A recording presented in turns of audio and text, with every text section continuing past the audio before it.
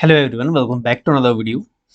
इस वीडियो में हम जनरल नॉलेज के इंपॉर्टेंट क्वेश्चन डिस्कस करेंगे। ये क्वेश्चन आपके HP JBT TET Sanskrit TET के लिए इंपॉर्टेंट रहेंगे और इसके साथ अगर आप जेबीटी कमीशन की प्रिपरेशन कर रहे हैं या टीजीटी कमीशन की प्रिपरेशन कर रहे हैं तो उसके लिए भी ये क्वेश्चन आपके महत्वपूर्ण रहने वाले हैं। जेबीटी टैट और संस्कृत टैट नेक्स्ट मंथ आपका एग्जामिनेशन कंडक्ट होगा और जेबीटी कमीशन की नोटिफिकेशन भी जल्द ही आउट होने वाली है। तो स्टार्ट करते हैं पहले क्वेश्चन से। फर्स्ट क्वेश्चन है, वर्नाकुलर प्रेस एक्ट किसने लागू किया? Who implemented the vernacular press act? Vernacular press act लागू किया गया था लॉर्ड लिटन के द्वारा। ऑप्शन ए करेक्ट होगा, लॉर्ड लिटन के द्वारा वर्नाकुलर प्रेस एक्ट लागू किया गया था 1878 में। 1878 में वर्नाकुलर प्रेस एक्ट लागू किया गया और इसकी वर्नाकुलर प्रेस एक्ट की समाप्ति की गई थी लॉर्ड रिपन के कार्यकाल में। लॉर्ड रिपन ने 1882 में, 4 साल बाद 1882 में वर्नाकुलर प्रेस एक्ट समाप्त कर दिया। ऑप्शन में यहाँ पे लॉर्ड कर्जन दिया गया है। लॉर्ड कर्जन के कार्यकाल में, इसके शासनकाल में बंगाल विभाजन हुआ था। बंगाल विभाजन लॉर्ड कर्जन के कार्यकाल में हुआ था सन 1905 में। लॉर्ड डफरिन के कार्यकाल में, जब लॉर्ड डफरिन वायसराय था भारत का, उस समय इंडियन नेशनल कांग्रेस की स्थापना हुई थी। भारतीय राष्ट्रीय कांग्रेस की स्थापना 1885 में जब हुई थी, उस समय भारत के वायसराय थे Lord Dufferin. Okay, Lord Lytton ने, जिसने वर्नाकुलर प्रेस एक्ट शुरू किया था, इसने, लॉर्ड लिटन ने और भी एक्ट पास किए थे, जैसे आर्म्स एक्ट। आर्म्स एक्ट पास किया था इसने, लॉर्ड लिटन ने। आर्म्स एक्ट भी इसने 1878 में ही पास किया था। जिस वर्ष वर्नाकुलर प्रेस एक्ट पास हुआ था उसी वर्ष आर्म्स एक्ट भी पास किया गया था। अगला क्वेश्चन है, भाषा के आधार पर गठित पहला राज्य कौन सा है? The first state of India formed on the basis of language is. भाषा के आधार पर गठित होने वाला पहला राज्य है Andhra Pradesh. Option C correct होगा, आंध्र प्रदेश। आंध्र प्रदेश की फॉर्मेशन हुई थी 1 अक्टूबर 1953 को। 1953 को आंध्र प्रदेश की स्थापना हुई थी। भाषा के आधार पर ये पहला राज्य गठित हुआ था। आंध्र प्रदेश में कौन सी भाषा बोली जाती है? इसमें मेजरली तेलुगु भाषा बोली जाती है। Okay, Telugu language. अगला क्वेश्चन है क्वेश्चन नंबर 78। कौन सा उपकरण वायु दाब मापने के काम आता है? Which instrument is use to measure air pressure? Air pressure या एटमॉस्फेरिक प्रेशर को मेजर करने के लिए बैरोमीटर का यूज होता है। ऑप्शन सी करेक्ट होगा, बैरोमीटर। ऑप्शन में एमीटर दिया गया है। एमीटर यूज होता है करंट को मेजर करने के लिए। ओके, करंट को मेजर करने के लिए एमीटर का यूज होता है। नेक्स्ट क्वेश्चन है, who is the author of the book long walk to freedom? The freedom, long walk to freedom, the struggle in my life. The long walk to freedom, the struggle in my life पुस्तक के लेखक कौन है? ये जो पुस्तक है long walk to freedom, the struggle in my life, ये एक ऑटोबायोग्राफी है। ऑटोबायोग्राफी है ये। किसकी ऑटोबायोग्राफी है? नेल्सन मंडेला की। ओके, नेल्सन मंडेला की ये ऑटोबायोग्राफी है। उनकी आत्मकथा है, हिंदी में कहें अगर आत्मकथा है नेल्सन मंडेला की। ओके, नेल्सन मंडेला ये साउथ अफ्रीकन थे। इनको 27 साल 17 ईयर्स इनको प्रिजन में रखा गया, जेल में रखा गया। ये जब ये बाहर निकले जेल से तो 1994 को, 1994 को ये साउथ अफ्रीका के पहले ब्लैक प्रेसिडेंट बने। ओके, फर्स्ट ब्लैक प्रेसिडेंट बने ये। पहले अश्वेत ब्लैक प्रेसिडेंट थे ये साउथ अफ्रीका के, नेल्सन मंडेला। ओके, इनकी ऑटोबायोग्राफी का नाम है ये long walk to freedom, the struggle in my life. अगला क्वेश्चन है, माता बसंत किसकी लोकप्रिय उपनाम है? किसका लोकप्रिय उपनाम है माता Basant? Is the popular surname of. Mata Basant Annie Besant का पॉपुलर सरनेम है। ऑप्शन बी करेक्ट होगा, एनी बेसेंट। एनी बेसेंट कौन थी? ये एक आयरिश महिला थी, आयरलैंड से भारत आई थी। एनी बेसेंट ने भारत में सन 1916 में, 1916 में इन्होंने होम रूल लीग की स्थापना की। होम रूल लीग की स्थापना एनी बेसेंट ने की थी 1916 में। एनी बेसेंट का एक और फैक्ट फेमस है जो है, ये Annie Besant Indian national Congress की, भारतीय राष्ट्रीय कांग्रेस की पहली फर्स्ट फीमेल प्रेसिडेंट थी। ओके, फर्स्ट फीमेल प्रेसिडेंट बनी थी ये भारतीय राष्ट्रीय कांग्रेस की। कब बनी थी? 1917 में। ओके, 1917 में ये भारतीय राष्ट्रीय कांग्रेस की पहली फीमेल प्रेसिडेंट बनी थी। ओके, पहली महिला अध्यक्ष एनी बेसेंट। भारतीय राष्ट्रीय कांग्रेस की पहली महिला अध्यक्ष एनी बेसेंट 1917 में बनी थी।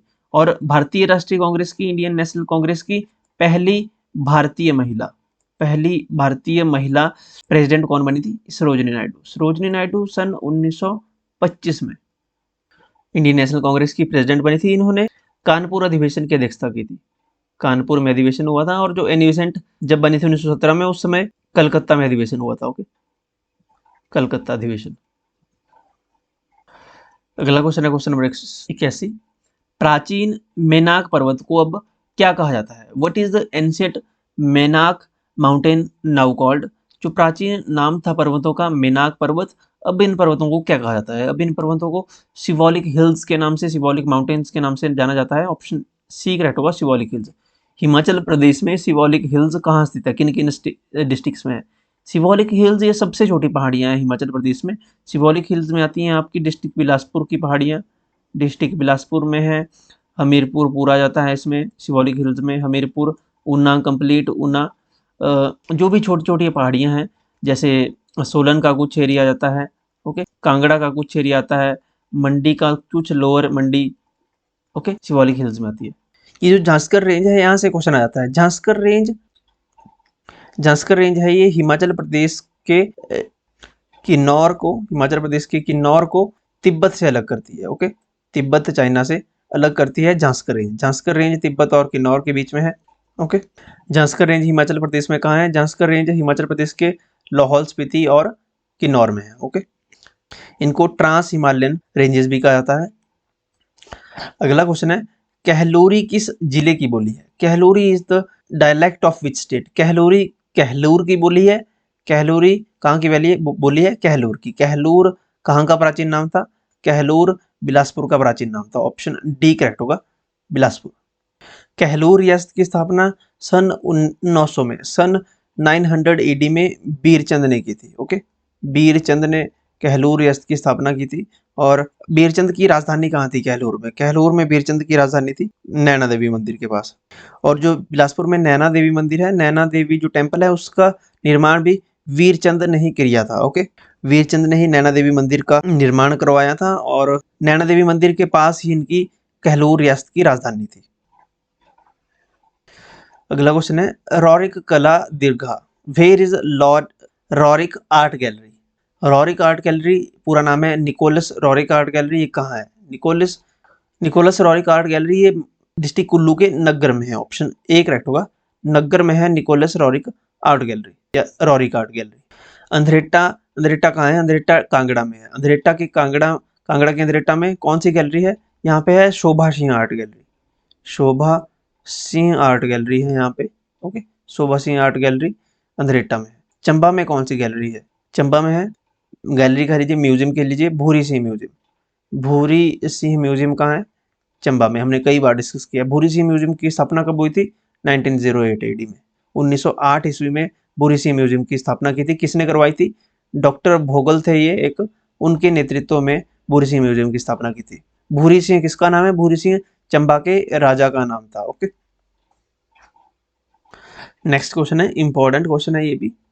हिमाचल प्रदेश कब विशाल हिमाचल बना? यानी हिमाचल प्रदेश का एक्सटेंशन कब हुआ? हिमाचल प्रदेश का एरिया है जो, उसका विस्तार कब हुआ? When did Himachal Pradesh become greater Himachal? Greater Himachal यानी हिमाचल प्रदेश का जो क्षेत्रफल है वो कब बढ़ा था? तो हिमाचल प्रदेश जो ग्रेटर हिमाचल कहलाया 1 नवंबर 1966 को। 1966 को हिमाचल प्रदेश में, जैसे डिस्ट्रिक्ट कांगड़ा है, डिस्ट्रिक्ट कांगड़ा जिसके अंतर्गत आते थे ऊना ये क्षेत्र, और डिस्ट्रिक्ट महासू का शिमला वाला कुछ एरिया, सोलन का कुछ एरिया, ये डिस्ट्रिक्ट हिमाचल प्रदेश में मिलाए गए थे 1 नवंबर 1966 को। तो हिमाचल प्रदेश का पूरा क्षेत्रफल हुआ था 1966 को 55,673 स्क्वायर किलोमीटर। इतना एरिया हो गया था हिमाचल प्रदेश का, जो कि आज वर्तमान में है 55,673 स्क्वायर किलोमीटर का एरिया। ओके, तो 1 नवंबर 1966 को विशाल हिमाचल का निर्माण हुआ था। इसमें डिस्ट्रिक्ट कुल्लू, लाहौल स्पीति ये डिस्ट्रिक्ट से ऐड हुए थे हिमाचल प्रदेश में। कांगड़ा, महासू का शिमला क्षेत्र। ऑप्शन में ये जो 25 जनवरी 1971 दिया है, 25 जनवरी 1971 को हिमाचल प्रदेश को स्टेटहुड, फुल फ्लेज स्टेटहुड का दर्जा मिला था। ओके, पूर्ण राज्य का दर्जा, स्टेटहुड का दर्जा मिला था, पूर्ण राज्य का दर्जा मिला था। इससे पहले 1971 से पहले हिमाचल प्रदेश यूनियन टेरिटरी हुआ करता था, यानी केंद्र शासित प्रदेश हुआ करता था। 1971 में हिमाचल प्रदेश को पूर्ण राज्य का दर्जा मिला। 15 अप्रैल 1948 को हिमाचल प्रदेश की फॉर्मेशन हुई थी। हिमाचल प्रदेश अस्तित्व में आया था 15 अप्रैल 1948 को। जब हिमाचल प्रदेश 1948 को अस्तित्व में आया था उस समय हिमाचल प्रदेश के टोटल 4 डिस्ट्रिक्ट हुए थे। ओके, 4 डिस्ट्रिक्ट थे। कौन कौन से डिस्ट्रिक्ट थे? एक तो था हमारा मंडी, दूसरा था महासू, तीसरा था चंबा और चौथा था हमारा सिरमौर। ये 4 डिस्ट्रिक्ट मिलकर बने थे हिमाचल प्रदेश। ओके, इसके बाद 5वां जिला जो बना था वो था डिस्ट्रिक्ट बिलासपुर 1954 में। डिस्ट्रिक्ट बिलासपुर हिमाचल प्रदेश में ऐड हुआ था 1954 के बाद। 1960 में फिर डिस्ट्रिक्ट किन्नौर मर्ज हुआ, डिस्ट्रिक्ट किन्नौर बना। ये रामपुर से आगे जैसे चीनी तहसील थी और भी इसमें गांव ऐड किए गए और डिस्ट्रिक्ट जो महासू थी उससे अलग किन्नौर बना। 1960 के बाद 1966 में जब विशाल हिमाचल का निर्माण हुआ 1966 में, उस समय फिर और जिले बने, जैसे डिस्ट्रिक्ट कांगड़ा ऐड हुआ, कांगड़ा आ गया, आपका कुल्लू आ गया, लाहौल स्पीति ऐड हो गया, ये जिले ऐड हुए फिर 1966 में। टोटल 1966 में जिले हो गए थे 9। फिर 1966 के बाद 1972 में 1972 में फिर डिस्ट्रिक्ट कांगड़ा से अलग होके बना डिस्ट्रिक्ट ऊना और डिस्ट्रिक्ट हमीरपुर। डिस्ट्रिक्ट ऊना और हमीरपुर कांगड़ा से टूटकर बने। देखो ये हो गए हमारे फिर 9, 2, 11 जिले। फिर जो 12वां जिला बना वो 1972 में ही डिस्ट्रिक्ट शिमला से अलग होकर सोलन बना। ओके, सोलन, ऊना और हमीरपुर ये 3 जिले बने 1972 को। ओके, इस प्रकार से हिमाचल प्रदेश के टोटल 12 डिस्ट्रिक्ट्स कंप्लीट हुए। अगला क्वेश्चन है क्वेश्चन नंबर 85। हिमाचल में पर्यटन निगम की स्थापना कब हुई थी? When was the tourism corporation established in Himachal Pradesh? पर्यटन निगम की स्थापना हिमाचल प्रदेश में हुई थी 72 को, 1972 को। ऑप्शन डी करेक्ट होगा, 1972 को। टूरिज्म कॉर्पोरेशन हिमाचल प्रदेश की स्थापना 1972 में हुई। इसका हेडक्वार्टर कहाँ है? हेडक्वार्टर है शिमला में। अगला क्वेश्चन है पिन घाटी राष्ट्रीय पार्क कहाँ स्थित है? Where is Pin Valley National Park? देखिए हिमाचल प्रदेश में टोटल 5 नेशनल पार्क हैं, हमने कई बार डिटेल डिस्कस किया हुआ है। 5 नेशनल पार्क हैं। पिन घाटी नेशनल पार्क लाहौल स्पीति में है, एक लाहौल स्पीति में है नेशनल पार्क। ओके, तो ऑप्शन सी करेक्ट होगा, लाहौल स्पीति में है पिन घाटी national park, pin Valley National park. एक नेशनल पार्क हिमाचल प्रदेश में जो 5 नेशनल पार्क हैं इसमें से एक लाहौल स्पीति में है, एक सिरमौर में है, एक लाहौल स्पीति में है, एक इसके अलावा 3 जो है ये डिस्ट्रिक्ट कुल्लू में है। कुल्लू में 3 नेशनल पार्क हैं। कौन कौन से हैं? एक तो खीरगंगा नेशनल पार्क है, ग्रेट हिमालयन नेशनल पार्क है और तीसरा इंद्रकिला नेशनल पार्क है। इंद्रकिला नेशनल पार्क है। ये 3 नेशनल पार्क कुल्लू में है। लाहौल स्पीति में पिन घाटी नेशनल पार्क है। सिरमौर में सिंबलवाड़ा नेशनल पार्क है। Simbalbara national park, Simbalbara national park को कर्नल शेरजंग नेशनल पार्क भी कहा जाता है। कर्नल शेरजंग नेशनल पार्क भी से कहा जाता है। नेक्स्ट क्वेश्चन है कथड़ी कहाँ का प्रसिद्ध लोक नृत्य है? Kathadi is the famous folk dance of which place?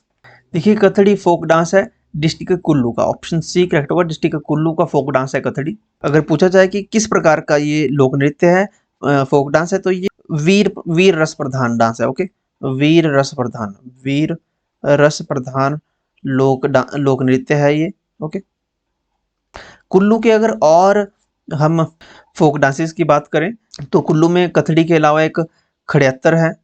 Okay, खड़ियातर folk dance है, खड़ियातर फोक डांस, लालहड़ी फोक डांस है, एक द्रोड़ी फोक डांस है। ये फोक डांस कहाँ के हैं? डिस्ट्रिक्ट कुल्लू के हैं। खड़ियातर, लालहड़ी, द्रोड़ी, कथड़ी के लास्ट में ड आ रहा है। देखिए लालहड़ी, द्रोड़ी, कथड़ी, खड़ियातर, ये फोक डांस है डिस्ट्रिक्ट कुल्लू के। चंबा के फोक डांस पूछ लिया जाता है क्वेश्चन। चंबा के फोक डांस कौन से हैं? एक तो चंबा का किकली नृत्य फेमस है, किकली नृत्य चंबा का है। गद्दी नृत्य। ओके, एक ढेपक है, ढेपक नृत्य है। झांझर नृत्य है, झांझर तो कई बार एग्जामिनेशन में पूछा है। झांझर, ढेपक, गद्दी, किकली। सेन नृत्य इंपॉर्टेंट है, सेन नृत्य। सेन कहाँ है? सेन पांगी में मनाया जाता है, कुल्लू के पांगी का फोक डांस है ये सेन। ये इंपॉर्टेंट लोक नृत्य है डिस्ट्रिक्ट चंबा के। किकली, गद्दी, ढेपक, झांझर, सेन, ये सारे लोक नृत्य चंबा डिस्ट्रिक्ट के हैं। मंडी का एक प्रसिद्ध है, मंडी के प्रक्षेत्र में भी नाट्य की जाती है। ओके, एक झमाकड़ा पूछ लिया जाता है। झमाकड़ा कहाँ का फेमस फोक डांस है? तो झमाकड़ा कांगड़ा का फेमस फोक डांस है झमाकड़ा। ओके, सिरमौर और शिमला के फोक डांस जो है सिमिलर है। सिरमौर और सोलन का है झूरी नृत्य है, एक झूरी नृत्य। ओके, झूरी सिरमौर का एक फीमेल डांस है। ओके, झूरी नृत्य ये फीमेल करती है, महिलाएं करती हैं इसको। देखिए ये है हिडिंबा देवी टेम्पल, कुछ इस प्रकार का दिखता है पैगोडा स्टाइल। ओके, इसमें ऐसे कई मंजिला होता है। देखिए एक मंजिल यहाँ से है, दूसरी मंजिल है, तीसरी मंजिल है, फिर ऊपर टॉप है। ओके, तो ये जो पैगोडा स्टाइल होता है इसमें स्लेट के होते हैं, जो इसमें छत होती है ये स्लेट की होती है। एक आर्किटेक्ट स्टाइल होता है pent roof style. Pent roof style जैसे ये बिजली महादेव टेम्पल है डिस्ट्रिक्ट कुल्लू में, ये पेंट रूफ स्टाइल में बना है। जैसे एक स्टाइल होता है शिखर स्टाइल, जैसे ये बैजनाथ टेम्पल है ये शिखर स्टाइल में बना है, ये शिखर की तरह होता है। ओके, शिखर स्टाइल टेम्पल है। जैसे गोविंद सागर में भी ऐसे टेम्पल आपको दिख जाएंगे, ये शिखर स्टाइल में बने हैं मंदिर। ओके, लोअर हिमाचल में जो टेम्पल्स है वो मैक्सिमम शिखर स्टाइल में बने हैं। अब कुछ टेम्पल है डोम, जैसे ज्वालामुखी टेम्पल है, देखिए ये डोम स्टाइल में जिसमें डोम बना होता है ऊपर जैसे ना। अगला क्वेश्चन है, हिमाचल प्रदेश में नौसेना की शाखा एनसीसी शाखा कहाँ है? Where is the navy's NCC branch in Himachal Pradesh? Navy की एनसीसी ब्रांच हिमाचल प्रदेश के डिस्ट्रिक्ट बिलासपुर में है। ऑप्शन सी करेक्ट होगा, बिलासपुर। अगला क्वेश्चन है, हिमाचल प्रदेश में कविराज के नाम से कौन प्रसिद्ध है? देखिए ये क्वेश्चन भी हमने डिस्कस किया हुआ है कि कविराज किसका नाम था। ये किसी और क्वेश्चन में हमने एक्स्ट्रा जैसे हमने डिस्कस करते हैं तो उसी के बीच हमने ये कविराज नाम डिस्कस किया था। कविराज नाम पंडित पद्मदेव का उपनाम है कविराज। ऑप्शन ए करेक्ट होगा, पंडित पद्मदेव। ऑप्शन ए करेक्ट होगा इसमें, पंडित पद्मदेव। पंडित पद्मदेव ने 1948 में सुकेत सत्याग्रह का नेतृत्व किया था। सुकेत सत्याग्रह का नेतृत्व पंडित पद्मदेव ने किया था सन 1948 में। जिसके बाद सुकेत जो यहाँ पे रियासत थी, सुकेत जो स्टेट थी, इसको हिमाचल प्रदेश में मिला लिया गया था। ओके, यानी इस पूरा डिस्ट्रिक्ट मंडी बना था सुकेत और मंडी को मिलाकर। ओके, पूरा मंडी डिस्ट्रिक्ट। बाबा कांसीराम को पहाड़ी गांधी और पहाड़ी बुलबुल कहा जाता है। पहाड़ी बुलबुल ने सरोजिनी नायडू ने कहा था पहाड़ी बुलबुल, और पहाड़ी गांधी ने पंडित जवाहरलाल नेहरू ने कहा था। पहाड़ी गांधी और पहाड़ी बुलबुल सरोजिनी नायडू ने कहा था। सरोजिनी नायडू के बारे में हमने प्रीवियस क्वेश्चन में डिस्कस किया कि आईएनसी की पहली भारतीय महिला अध्यक्ष बनी थी, हमने प्रीवियस क्वेश्चन में डिस्कस कर लिया। देखिए यहाँ पे जयदेव किरण दिया गया है। जयदेव किरण बाबा कांसीराम से संबंधित है। बाबा कांसीराम पहाड़ी गांधी बाबा कांसीराम पुरस्कार शुरू किया गया था, एक पहाड़ी गांधी बाबा पहाड़ी गांधी बाबा कांसीराम पुरस्कार 1986 में पहली बार किसे दिया गया? पहाड़ी गांधी बाबा कांसीराम अवार्ड 1986 में जयदेव किरण को दिया गया पहला पहाड़ी गांधी बाबा कांसीराम अवार्ड। पहाड़ी गांधी बाबा कांसीराम अवार्ड ये पहाड़ी लिटरेचर से संबंधित है। ओके, पहाड़ी साहित्य से संबंधित है, पहाड़ी लिटरेचर से संबंधित है। पहाड़ी गांधी बाबा कांसीराम अवार्ड ये सबसे पहली बार 1986 में जयदेव किरण ने यह अवार्ड प्राप्त किया था। अगला क्वेश्चन है क्वेश्चन नंबर 91, भारत में सिकंदर का प्रतिनिधि कौन था? Who was the representative of Alexander in India? Seleucus was the representative of Alexander in India. Bharat में सिकंदर का प्रतिनिधित्व या इसका प्रतिनिधि जो था वो सेल्यूकस था। ऑप्शन बी करेक्ट होगा। देखिए नेक्स्ट क्वेश्चन आ गया यहाँ पे, भारतीय राष्ट्रीय कांग्रेस है। भारतीय राष्ट्रीय कांग्रेस की स्थापना किसने की थी? Who founded the Indian national Congress? Indian national Congress की स्थापना एक ब्रिटिशर थे यहाँ पे, ए.ओ. ह्यूम। ए.ओ. ह्यूम ने इंडियन नेशनल कांग्रेस की स्थापना की थी। ऑप्शन बी करेक्ट होगा। इंडियन नेशनल कांग्रेस की स्थापना 1885 में हुई थी। उस समय भारत के गवर्नर वाइसराय कौन थे? उस समय भारत के वाइसराय थे लॉर्ड डफरिन, जो हमने प्रीवियस क्वेश्चन में डिस्कस किया। ए.ओ.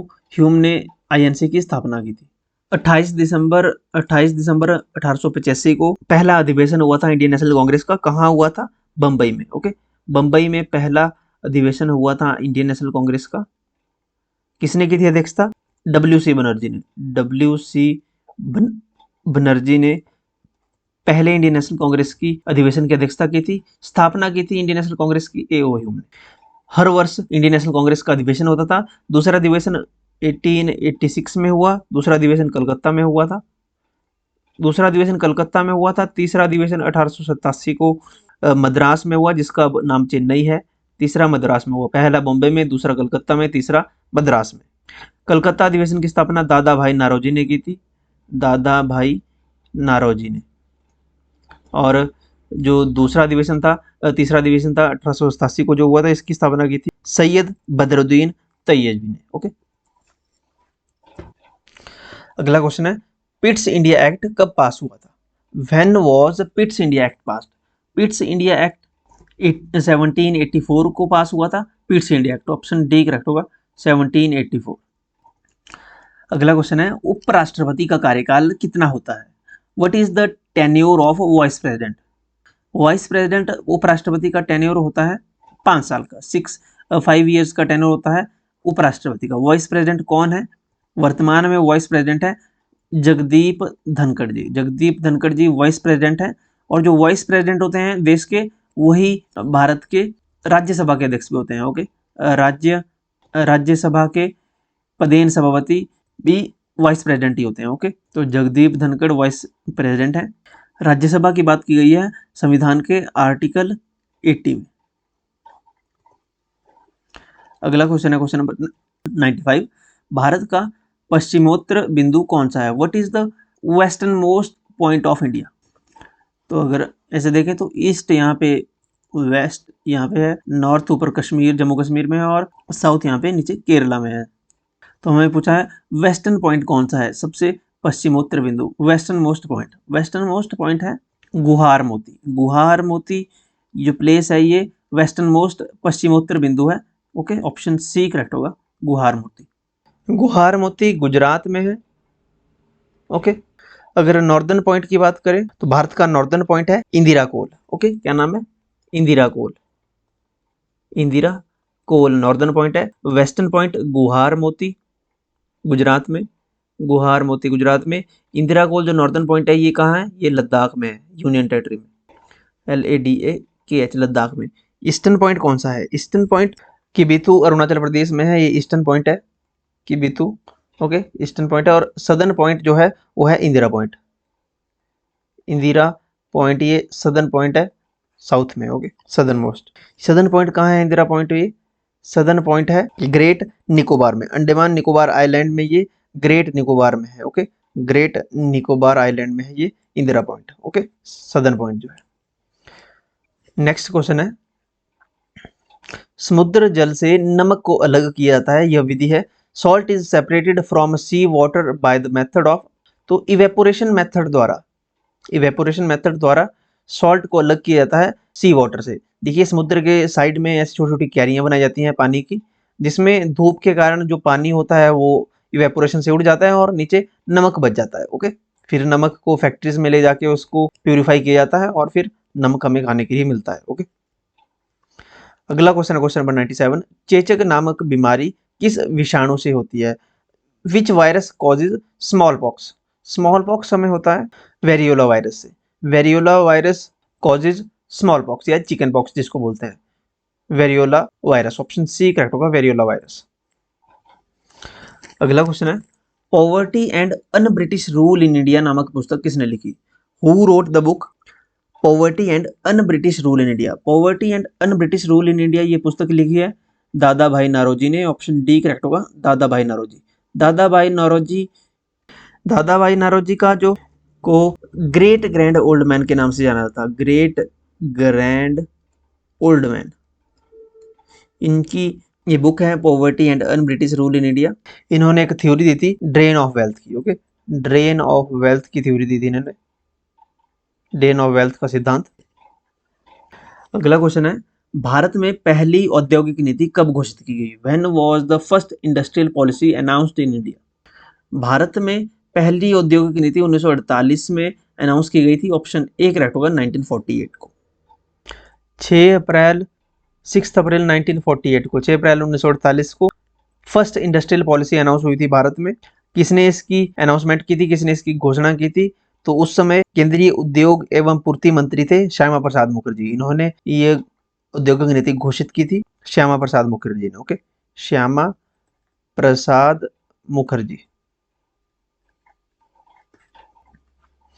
और लास्ट क्वेश्चन आज का, राष्ट्रीय साक्षरता मिशन की स्थापना कब हुई? When was national literacy mission established?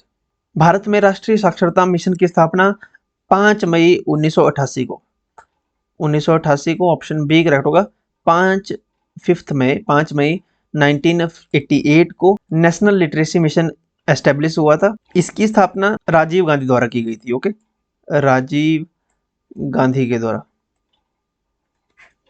इस नेशनल लिटरेसी मिशन का जो उद्देश्य था, जो इसका एम था, वो क्या एम था? इसका एम था 15 से 35 ईयर तक के जो इलिटरेट लोग हैं उनको कार्यात्मक साक्षरता प्रदान करना, यानी उनको साइन करना आ जाए, थोड़ा बहुत पढ़ना आ जाए, अंकों का ज्ञान हो जाए, उनको अपना नाम लिखना आ जाए, है ना, थोड़ी बहुत उनको समझ हो जाए, बेसिक नॉलेज उनको मिल जाए।